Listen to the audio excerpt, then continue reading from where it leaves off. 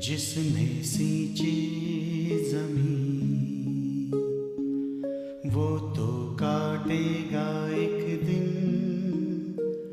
फसलें हंसी की, फसलें खुशी की भी अपनी।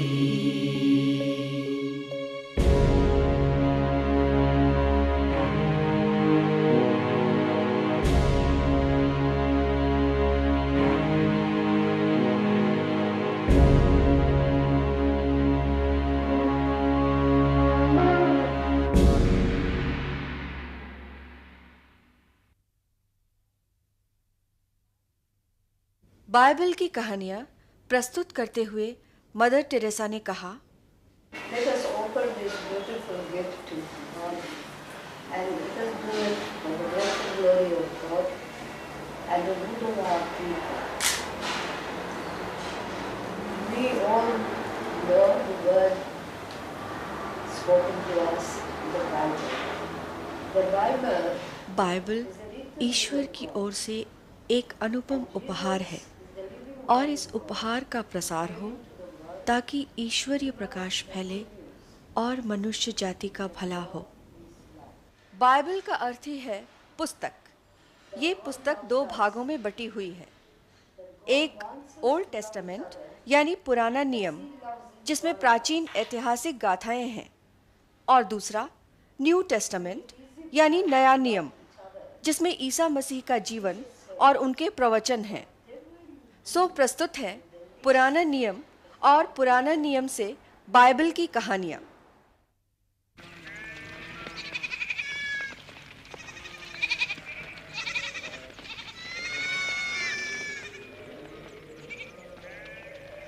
आदि मानव आदम की संतति बढ़ी और केन और शेत के वंश फले फूले और एक बड़ा कबीला जैसा बन गया। और इस कबीले के लोग बिखरे बिखरे से परिवारों में बंटकर अलग अलग घरों में रहने लगे। मनुष्य की बुद्धि का विकास हुआ और उसने अपनी सुविधा के लिए उपयोगी औजार विकसित कर लिए।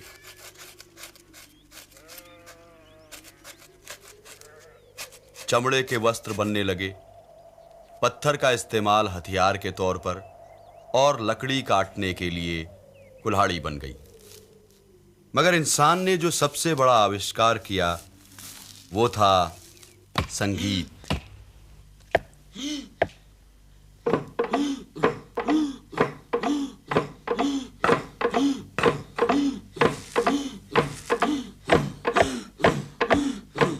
विकास ने मनुष्य को खेती बाड़ी के लिए हल दिया, मगर इसी विकास की एक देन और भी थी और वो था अपराध।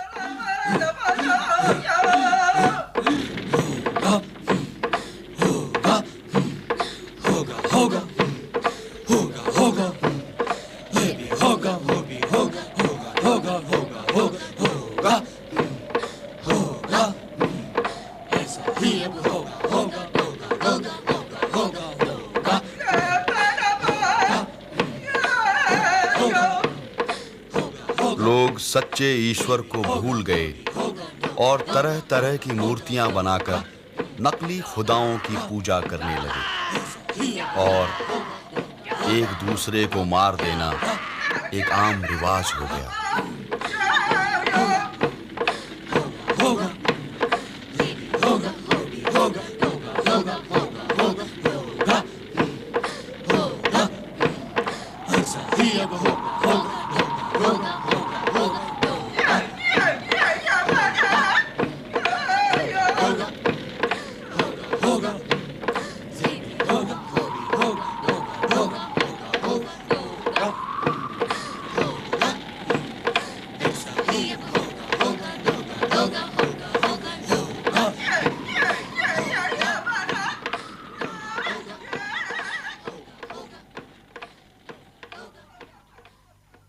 आदम के पुत्र शेत के वंशज नोहा की कहानी इन्हीं हालात में शुरू होती है।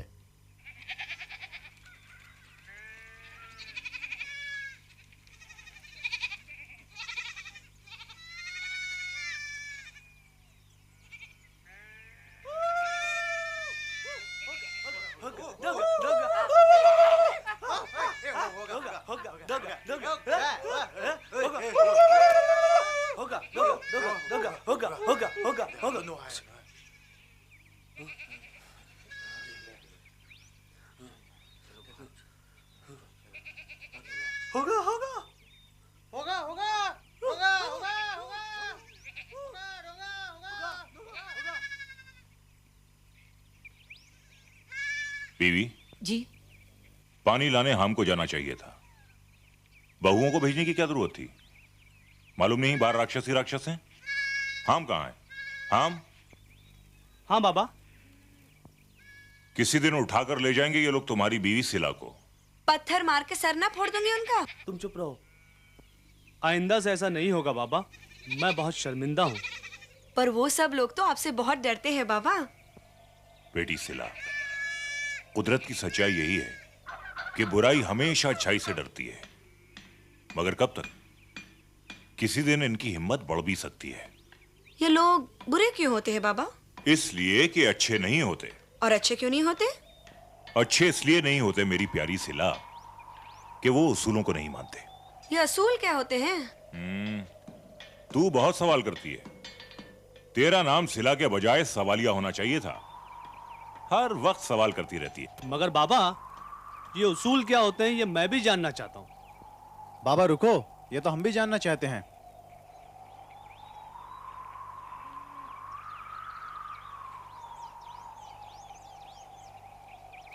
तुम अपनी मां को मां समझते हो और बीवी को बीवी समझते हो। इसके उलट क्यों नहीं समझते? क्या चीज है जो तुम्हें रोकती है? इन दोनों में जो फर्क है और उस फर्क की जो समझ है वही उसूल है। हम पाबंदी को माने ये उसूल है, ना माने ये बुराई है। बाबा के पास तुम्हारे हर सवाल का जवाब है। बाबा आप हर बात इतनी आसानी से कैसे समझा लेते हैं? बेटे, नजर साफ हो तो हर चीज साफ नजर आती है और मुझे साफ दिखाई दे रहा है कि हम अपना वक्त बर्बाद कर रहे हैं। चलो काम पर चलते हैं। ये तांबे पर तुमने अच्छा काबू पा लिया। बाबा आदम होते तो तुम्हें बहुत शाबाश कहते। शैम, लकड़ी उठाओ और चलो। बाबा बाबा मगर इसके बाद एक सवाल ये भी पैदा होता है। तुम्हारा सर पैदा होता है। तुम अपना काम करो और हमें अपना काम करने दो। बाबा पानी।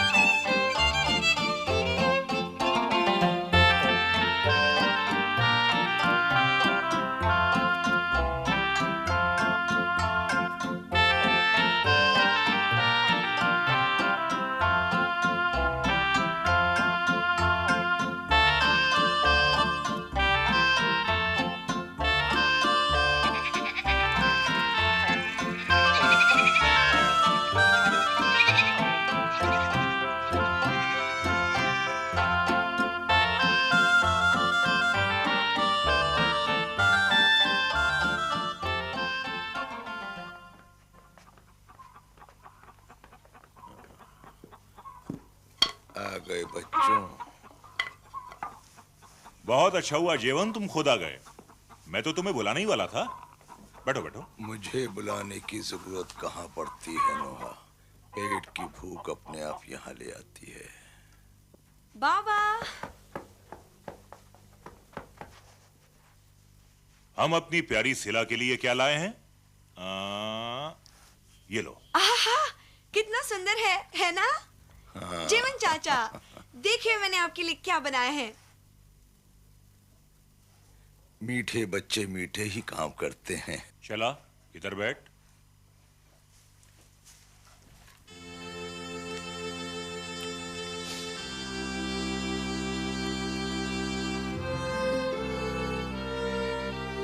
ऐ सच्चे खुदा, भटके हुओं को राह बता, हम पर करम कर, हमें बचा, हमेशा नेक राह पर चला। हम तुझे आज भी नहीं भूले, हम तुझे आज भी याद करते हैं, हमें अपने नूर की रोशनी कर अता, ऐ सच्चे खुदा, आमीन। बाबा ने भेजा है आपको लाने के लिए। जेवन चाचा, बाबा ने कहा है आज आप हमारे घर पर सोएंगे, मालूम? अच्छा है ना? तब तो बहुत गहरी नींद आएगी बेटी। वो तो है।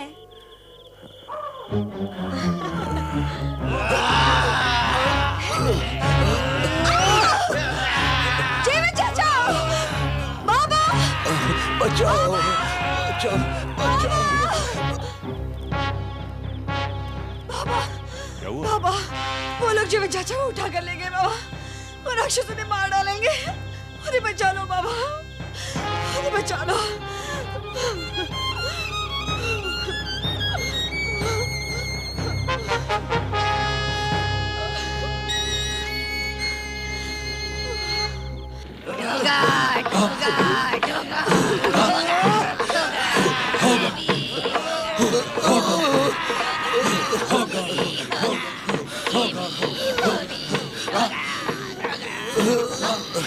तू क्यों हमसे जुदा है?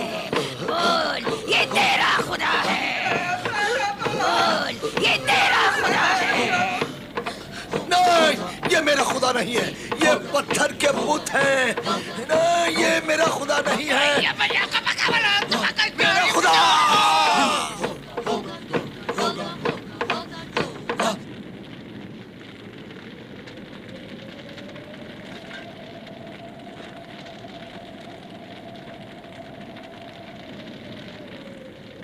जिंदगी देने की ताकत नहीं रखते हो तो जिंदगी लेने का हक किसने दिया है तुम्हें? हमारे खुदाओं ने। सच्चे खुदा ने कहा था कि भाई भाई का खून नहीं करेगा।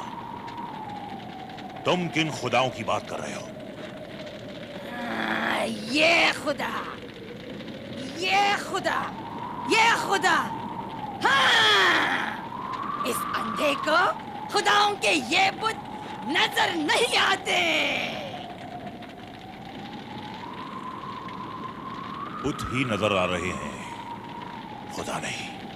नूहा, नूहा, हम अपने खुदाओं की बेहुरमती बर्दाश्त नहीं करेंगे। ये हमारे खुदाओं का हुक्म है। इन खुदाओं का? इन खुदाओं को तुमने अपनी सहूलत के लिए इजाद किया है ताकि रंगरलियां मनाओ तो कोई रोके नहीं, अय्याशी की नापाक जिंदगी गुजारो तो कोई टोके नहीं। ये मत भूलो कि जिस सच्चे खुदा का बंदा मैं हूं वही तुम्हारा भी खुदा है। बुला सकता है तू अपने खुदा को, दिखा सकता है तू अपने खुदा को। देख, हमारे खुदाओं का करिश्मा देख। डोगा, डोगा, डोगा, डोगा, डोगा, तेरा बंदा बन जाएगा। आज नहीं तो मर जाएगा। खामोश! तुम लोगों पर सच्चे खुदा का कहर टूटेगा।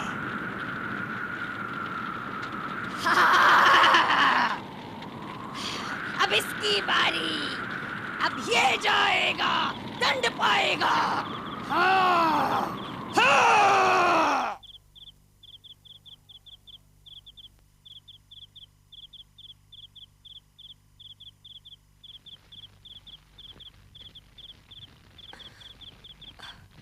क्या हो बाबा?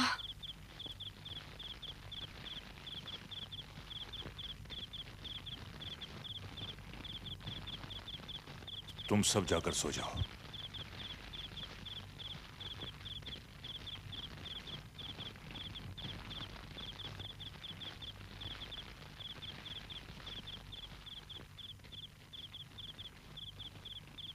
ऐ सच्चे खुदा, नेक बंदों में इकलौता जीवन बचा था, आज वो भी गया। अब हमारा क्या होगा?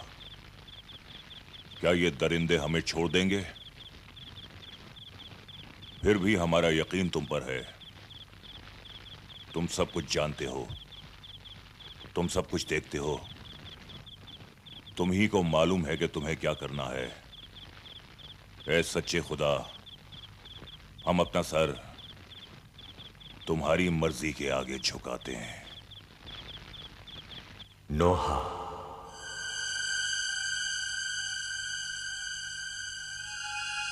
नोहा,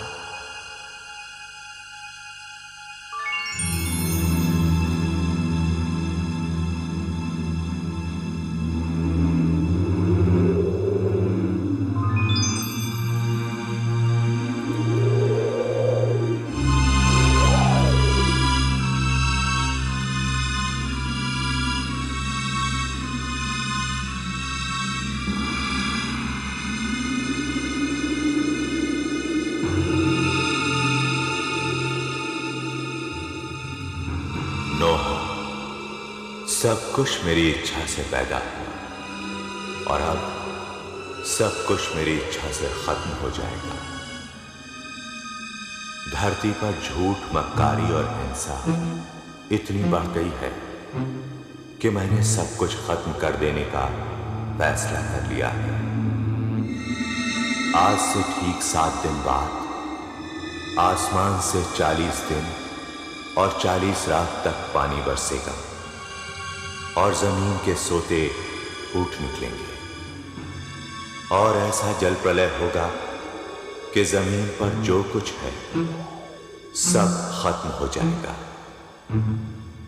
इसीलिए तुम्हें मेरा आदेश है कि अच्छी गोफर की लकड़ी से एक बहुत बड़ी कश्ती बनाओ, 300 हाथ लंबी, 50 हाथ चौड़ी और 30 हाथ ऊंची। और फिर तुम धरती के हर जाति के पशु, हिंस और घरेलू जोड़े जोड़े में, यानी नर और मादा, और आकाश में उड़ने वाले हर तरह के पक्षी, इन सब को तुम जमा करोगे और कश्ती में रखोगे। और फिर तुम खुद अपनी बीवी समेत और अपने लड़कों और उनकी बीवियों समेत कश्ती में चले जाओगे। और जब सैलाब आएगा तो तुम सब बचे रहोगे और फिर जब सैलाब खत्म होगा तो तुम सब एक नई दुनिया शुरू करोगे।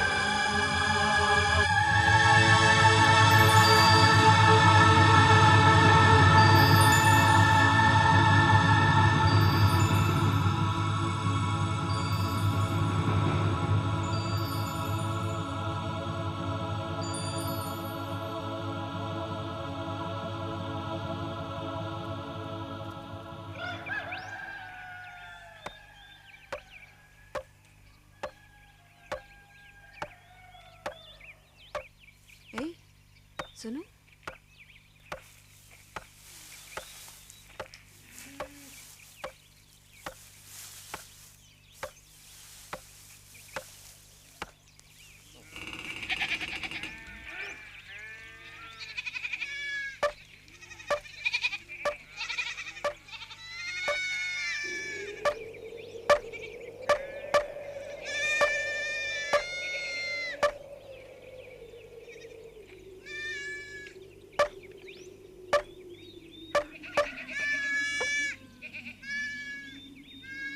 उस पत्थर से यहां तक 300 हाथ होते हैं। आप क्या बना रहे हैं बाबा? पता नहीं, रात से लगे हुए हैं और बताते कुछ भी नहीं। काम बहुत करना है और वक्त बहुत कम है हमारे पास। बाबा, मगर इस कम वक्त में हमें करना क्या है? क्या क्या नहीं करना है? दुनिया भर के जीव जंतु, जानवर और परिंदे जमा करके इस कश्ती में रखना है, और वो भी जोड़ों में। मगर क्यों? और कश्ती कहाँ है? कश्ती भी बनानी है। सबसे पहले कश्ती ही बनानी है। शैम, तुम गोफर के पेड़ों से लकड़ियां काटोगे, जैपित रस्सियां बनाएगा, हामराल बनाएगा, औरतें अनाज जमा करेंगी। मगर बाबा क्यों? और हम इस कश्ती का क्या करेंगे? ये कश्ती हम सबको सैलाब से बचाएगी। सैलाब? सैलाब क्या पहाड़ तक आ जाएगा बाबा? सारे पहाड़ डूब जाएंगे, सारी जमीन डूब जाएगी। वक्त नहीं है, जल्दी करो जल्दी। मगर बाबा, खेतों में बीज रोप लूं पहले, फिर आप जो कहेंगे। नहीं, बीजों को संभाल कर रखो, उन्हें जाय मत करो। वो पशु पक्षियों के खाने के काम आएंगे। चलो जल्दी मेरे साथ जंगल में। खुदा ने मुझे यह सब करने का हुक्म दिया है, और पशु पक्षियों को बचाने का भी।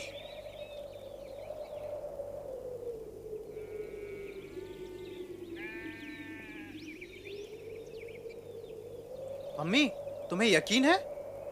सवाल यकीन का नहीं, हुक्म मानने का है। वो खुदा का हुक्म मान रहे हैं और हम इनका हुक्म मानेंगे। चलो बबुआ, चलो काम पे चलो।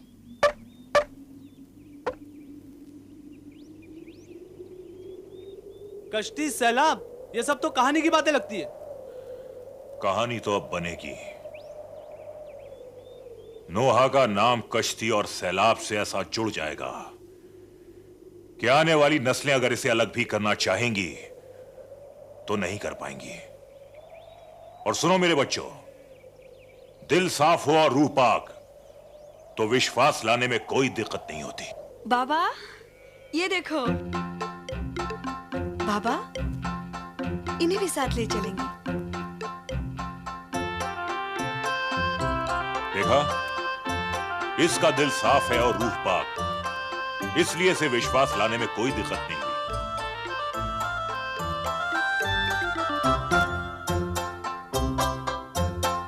चल बेटी, मेरा हाथ बढ़ा। जी बाबा। हाँ, रस्सी लेकर पीछे जा, और पीछे, और पीछे, बाएं जा, और बाएं जा, हाँ, और बाएं जा, हाँ, रुक जा। अब रस्सी खींच। हाँ हाँ, ठीक।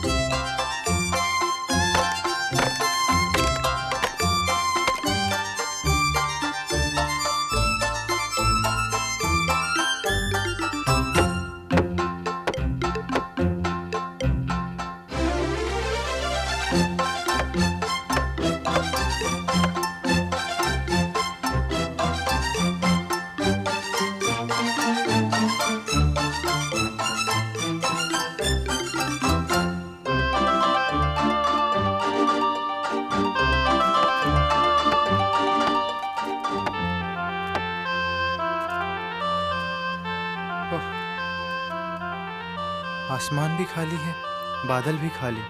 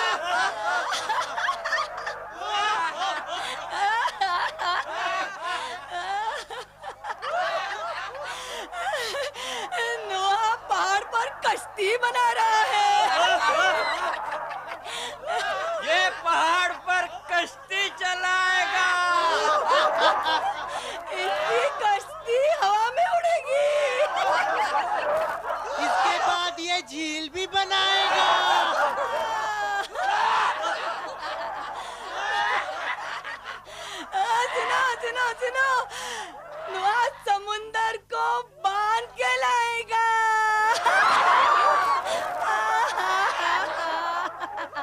उन कटोरों में भर के लाएगा जो इसका बेटा बना रहा है।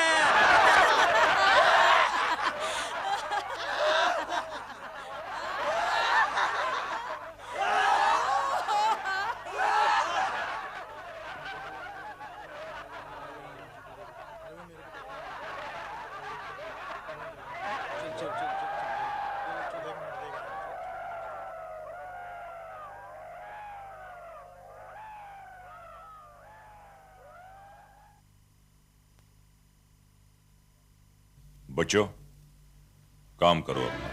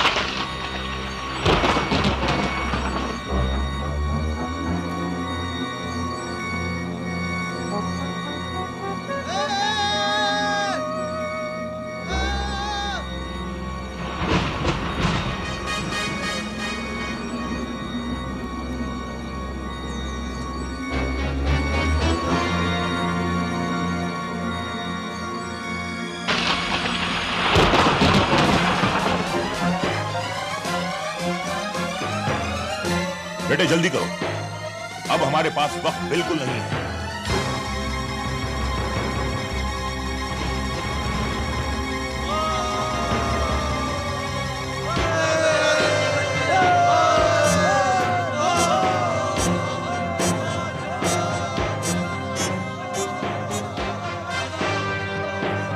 नोहा ने कश्ती बनाकर हमारे खुदाओं को नाराज किया है।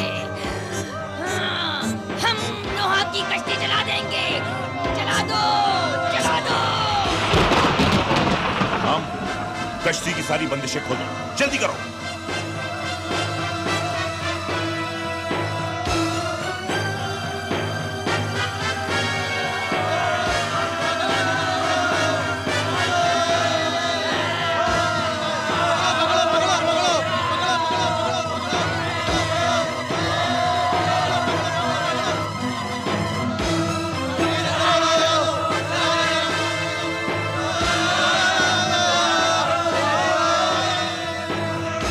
रस्सियां खोल दो, दरवाजा बंद हो जाने दो, जल्दी करो।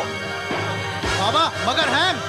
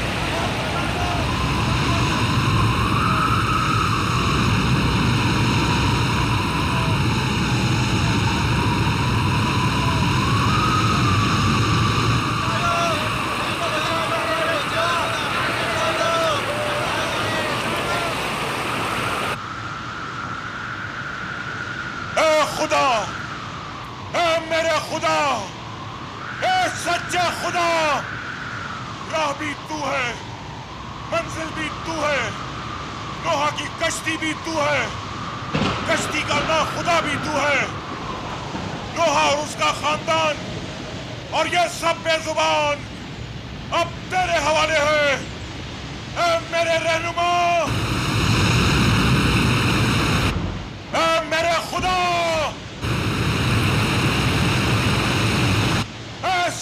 खुदा!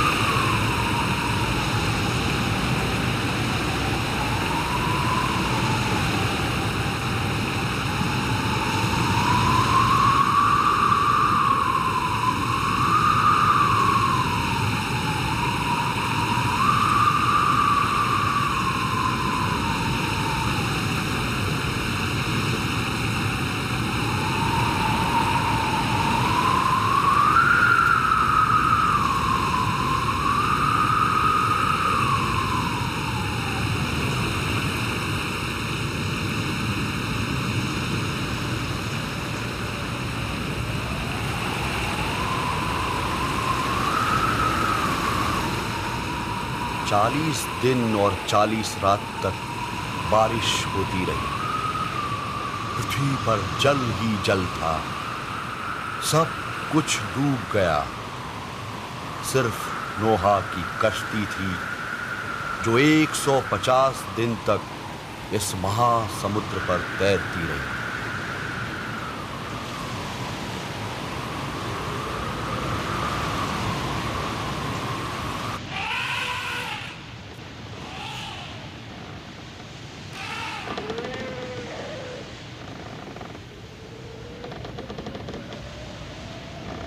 अंदर तो बहुत अंधेरा हो गया है। हाँ, और खिड़की खोलने का भी कोई फायदा नहीं। बाहर तो और भी ज्यादा अंधेरा है।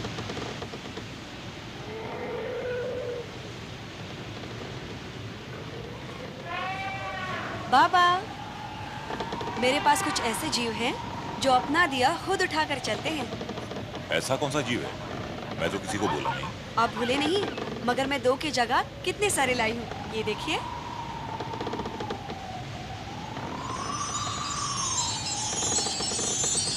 जुगनू लाई हूँ। इतने सारे जुगनुओं से एक दिए जितनी रोशनी तो हो ही जाएगी।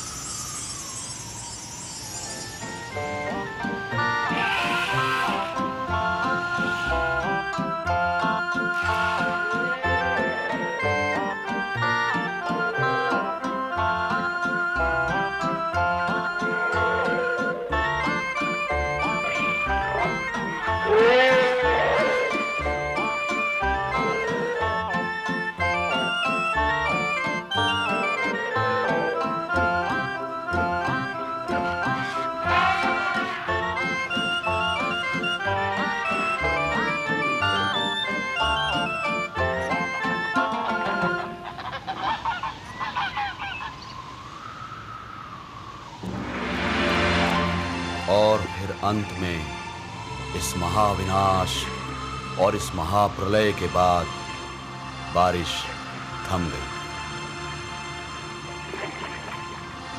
फिर भी कश्ती पानी की धाराओं पर तैरती रही।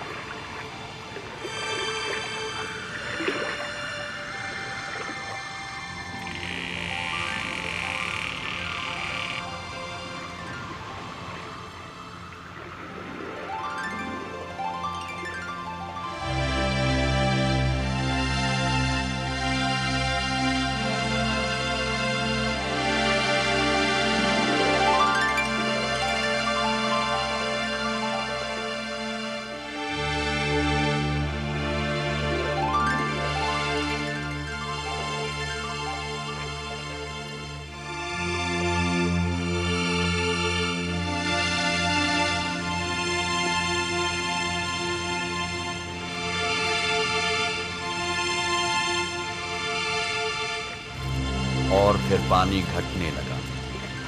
इसमें भी बहुत बहुत दिन गए और फिर नोहा की भटकती हुई कश्ती आर्मीनिया में अरारत के पर्वत पर स्थिर हो गई।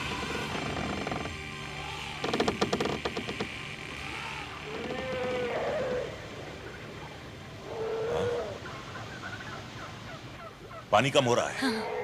कश्ती जमीन पर रुकने वाली है।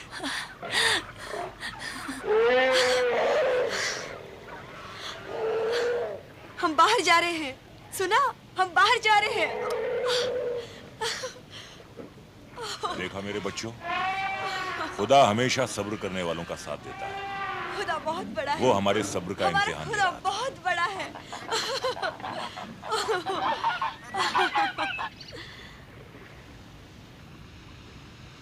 फिर बहुत दिन गए और नोहा ने एक काक छोड़ा।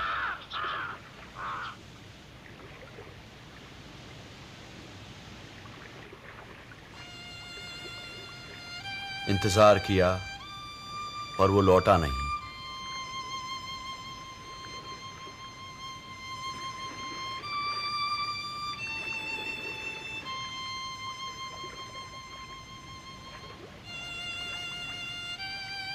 बाबा,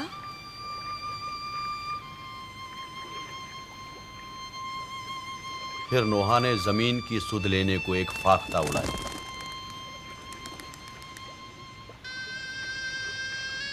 मगर वो पानी में बहुत दूर दूर तक घूमकर लौट आई।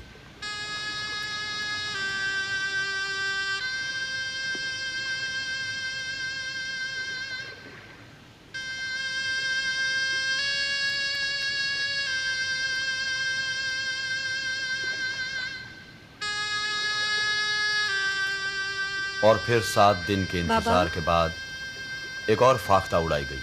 नहीं सिला, इस बार कबूतर तुम छोड़ो।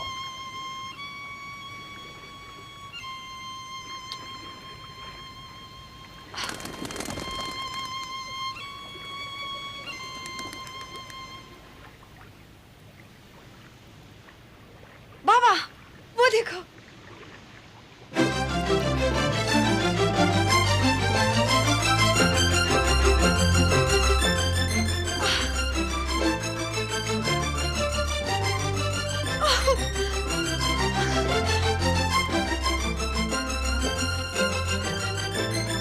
जमीन पर हरियाली पैदा हो गई है।